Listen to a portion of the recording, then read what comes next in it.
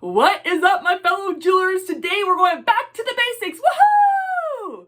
Yeah, I hear some of you going, oh, I don't want to go back to the basics. I already know the basics. But here's the thing, I got your back too because I pick beads that you can purchase. So if you want to make this exact necklace and you already know the basics, that's okay. If you love this necklace, I got the beads for you. You can go in the description below and click the link and you can make this exact necklace. So some of you are like, well, I know the basics, but I do like that necklace. So I guess I'll tag along in this video. And some of you, you've never made a necklace in your life. And so you're like, well, teach me your ways, Sensei. Of course I'll teach you. I got your back. So this is what we're making today. A tapered necklace. Do you see at the beginning or the ends of the necklace is a different size than the middle?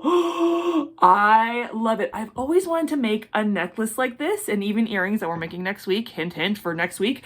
I've always wanted to make a necklace like this that's tapered. And so I found the perfect jewelry kit, the perfect bead kit for you. It actually has 4 different sizes. It has a 10 millimeter, an 8 millimeter, a 6 millimeter, and a 4 millimeter, so that we can make a tapered necklace like this. So of course, with my beads and some of the material, you can go to the description below, click the link, and purchase these things. You can make the exact same necklace or just use the beads you have on hand, whichever one you want. But I'm so excited that we get to learn this together. So my jewelry channel is all about teaching you how to make jewelry, as well as also reviewing some jewelry making products. So if you are interested in those things, make sure you subscribe my channel and click that bell to get notifications. But you and me, let's get started.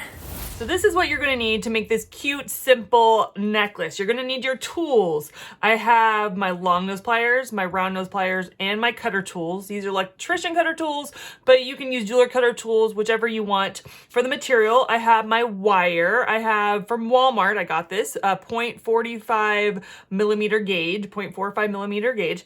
And then I have, for clasp, I have a toggle. You can do lobster clasp, you can do other clasps, you can do whatever clasp you want, but I want to do this toggle. And then you're going to need 2 crimping beads. I know I have 4, but you're going to need 2. I always have extra on hand just in case something goes crazy. And then of course your beads. I love this beading kit because it has all the sizes I want. It has 10 millimeter, 8 millimeter, 6 millimeter, and 4 millimeter beads. Usually when I go to a store or I buy online, they don't have all the bead sizes I want in glass pearls. And so I got this online. You can go to the description below and click the link and get this exact same beading kit, this beading beads little kit. They have different colors, but I love it because it has all the sizes I want. And so you are going to need, for the 4 millimeter, you're going to need 26 of them. So I have 13 on this side and 13 on this side. For the 6 millimeter, you're going to need 18 of them. So I have 9 on this side and 9 on this side. And for the 8 millimeter, you're going to need 18. You're going to need 9 on this side and 9 on this side. And for the 10 millimeter, I have 8 beads. And so I'm a 10 foot, I am 10 foot. No, I'm not 10 foot. I'm 5'10". I am 5'10". And so this is kind of a tight bead to my neck. If you're taller than me, you're gonna need to put more beads on. If you're shorter than me, you're gonna need to take some beads off. So just adjust it to whatever person you're making this necklace for. So let's get started making this necklace. So I am going to take my wire. I'm going to take the cover off.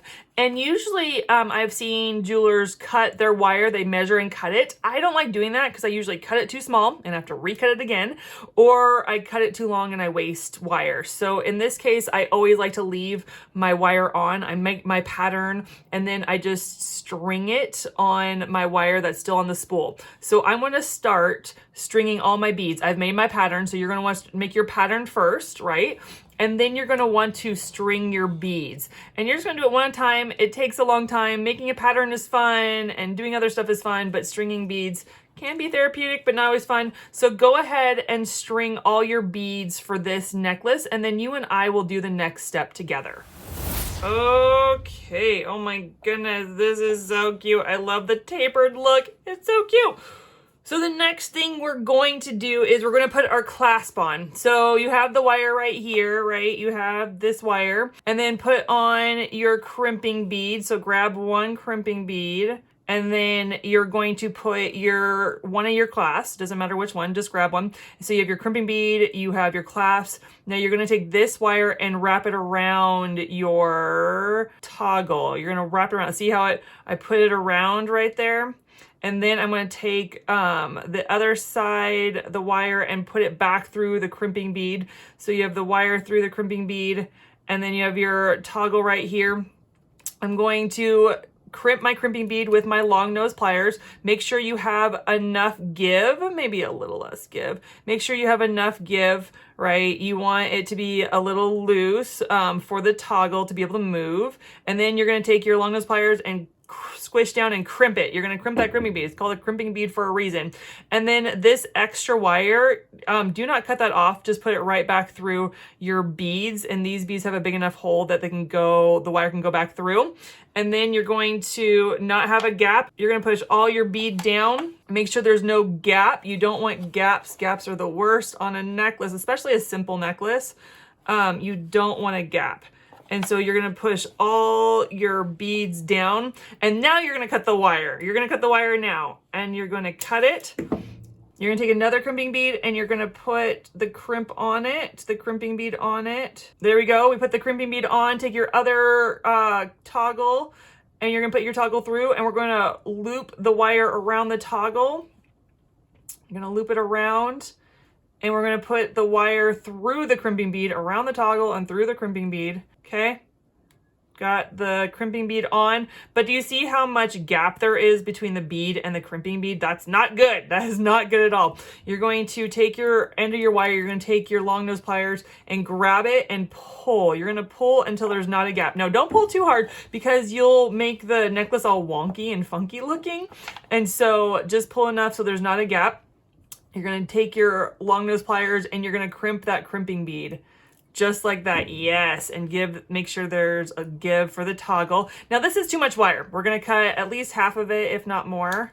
Cut it off, and then we're gonna put this back through the bead. If this is poking out, you're gonna poke the person, and the person won't wanna wear your necklace that you gave them or sold to them because you're poking them, because the necklace is poking them. So you're going to take your wire and you're gonna put it back down in your bead. Now this is hard. It took me 20 minutes the first time I ever did this.